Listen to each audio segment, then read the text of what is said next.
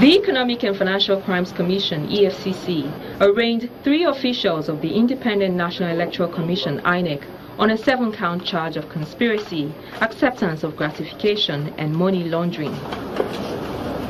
They allegedly received the money as bribe to compromise the outcome of the 2015 elections.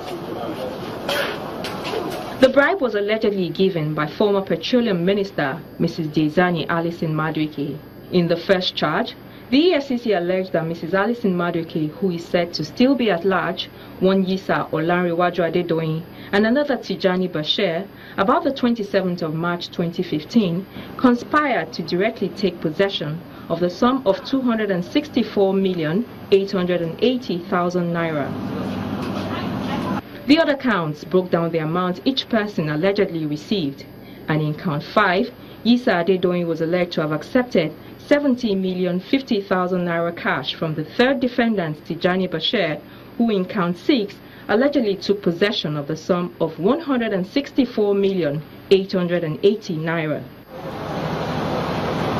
When the charges were read to all 3 defendants, 2 of them pleaded not guilty, but the first defendant, a director of administration at INEC, immediately admitted to receiving the 30 million naira as alleged by the EFCC. The EFCC prosecutor, Mr. Rotimi Oyedepo, also told the court that Mr. Nwosu had confessed to the offense and opted for a plea bargain. He was also said to have given useful information to the EFCC and surrendered the title documents of landed properties he acquired with the funds for 25 million naira in Delta State, with another 5 million naira already recovered from his account.